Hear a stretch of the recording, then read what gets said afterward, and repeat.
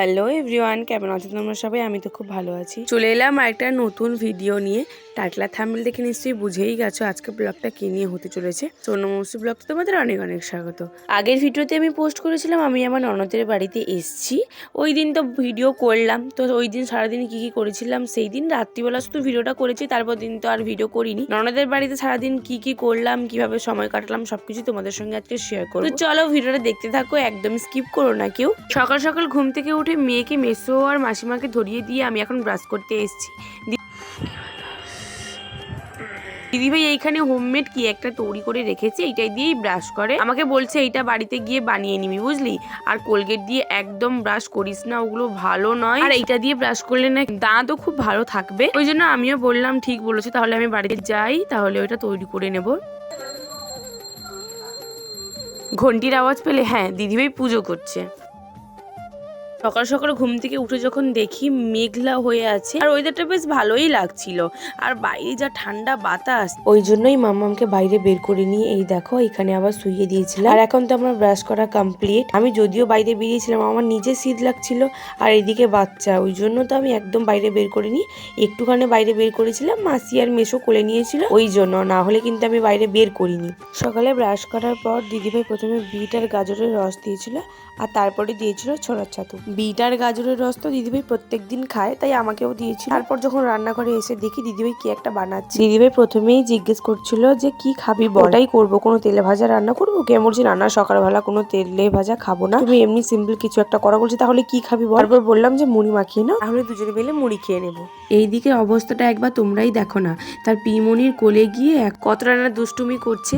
নিচে তো আমার কোলেই আসবে না, আর দিদিভাইকে ভালো করে খেতেও দেবে না।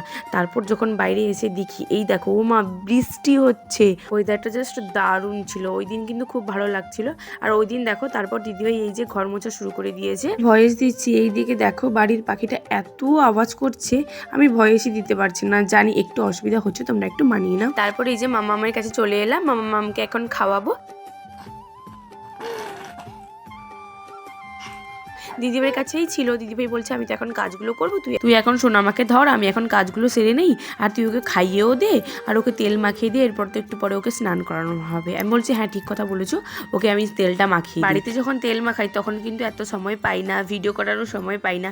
আজকে যখন সময় পেয়েছি ওই জন্য ভাবলাম না একটু ভালো করে সময় নিয়ে তেলটা মাখাই। তেল মাখাতে মাখাতে আমার মনে পড়লো যা আংটিগুলোই তো খুলে রাখিনি, ওর তো আবার গায়ে লাগবে, ওই জন্য আবার আংটিগুলো খুলে রেখে এখন ভালো করে মালিশ করছি। আমি ভাবলাম আজকে যখন একটু সময় পেয়েছি একটু তেল মাখানোর ভিডিওগুলো করে রাখি। আমি কিন্তু কিভাবে তেল মাখাই বা কি করে করি ওগুলো কিন্তু মোবাইল দেখে করি, আর আমার ডাক্তারকে জিজ্ঞেসও করে নিয়েছিলাম, ওইভাবেই করি। এখানে দেখো ওকে স্নান করানোর পর জামা টামা পরিয়ে ওকে পুরো ফ্রেশ করিয়ে দিয়েছি, তারপরে আমি ফ্রেশ হব।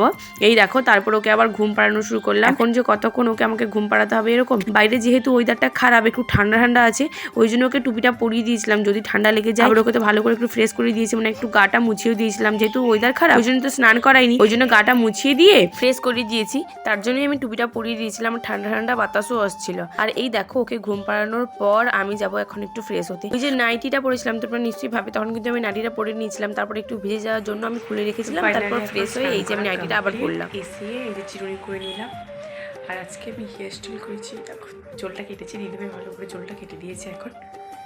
তো এখনই খেতে বসবো আমি আর দিদিভাই, আর মিশো মাসি তো দোকানে থাকে, মানে দিদিভাইয়ের বাড়ির শাড়ি দোকান আছে, ওই দোকানেই আছে, তাই আমি আর দিদিভাই খেতে বসবো।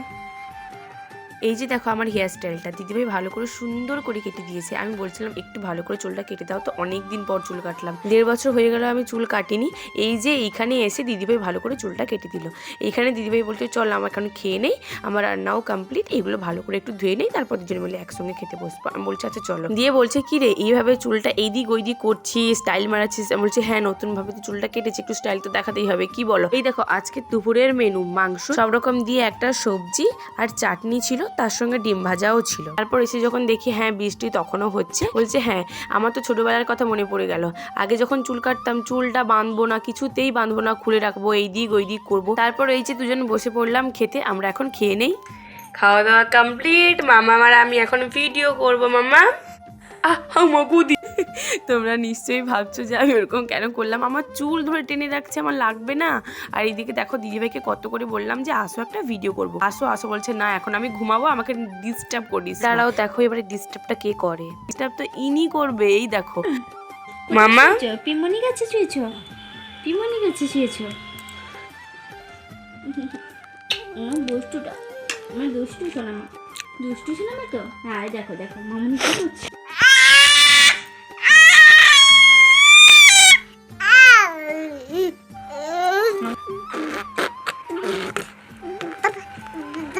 দেখো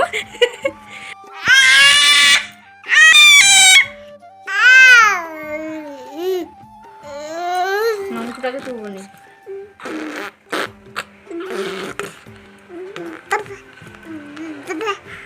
আমার ভিডিও করার পর আমি ভাবলাম যে আমি একটু ঘুমাবো, আর ঘুমাতে দিচ্ছে। আমার মাম্মাম যেভাবে চিৎকার করছে, ও যা খেলার মুডে ছিল, আমাদের তো একটুও ঘুমাতে দেয়নি, দিদিভাইকেও ঘুমাতে দেয়নি আর আমাকেও ঘুমাতে দেয়নি, দুজনের মধ্যে কেউ ঘুমায়নি। ওই জন্য একটু বিকেল হতেই আমরা বাইরে বেরিয়ে আসি, আর আমার মাম্মাম এত কান্না করছিল বাইরে যাওয়ার জন্য, একটু তো খেলা করছিল, অনেকক্ষণ খেলা করেছে, তারপর আর কিছুতেই ভেতরে থাকবে না। তারপর এই যে দিদিভাই তাকে বাইরে বের করে নিয়ে এসছে। যাই হোক, দাঁড়াও, তোমাদের দিদিভাইয়ের বাড়িতে কত রকম ফুল গাছ আছে, তো ওই ফুল গাছগুলো তোমাদের দেখাই। আর কত সুন্দর সুন্দর ফুলও হয়েছে, কত রকমের গোলাপ ফুল, কত কালারের, লাল গোলাপ ফুল, হলুদ গোলাপ ফুল, আমার তো খুব ভালো লাগছিল। আর আমি এখানে দিদিভাইকেও বলছিলাম, ইস তোমার ভাই যদি এখানে থাকতো একটা গোলাপ তুলে তোমার ভাইকে দিয়েও দিতাম। আর এই ফুলগুলো দেখো, এগুলো হচ্ছে কাগজের ফুল। এটা আমাকে দিদিভাই বলছিল যে এগুলো না কাগজের ফুল, তুই হাত দিয়ে দেখ, সত্যি খুব শক্ত ছিল। কিন্তু আমি বলছি ফুল আবার কাগজের ফুলও হয়, এগুলো গাছে হয়, এরকম হয়।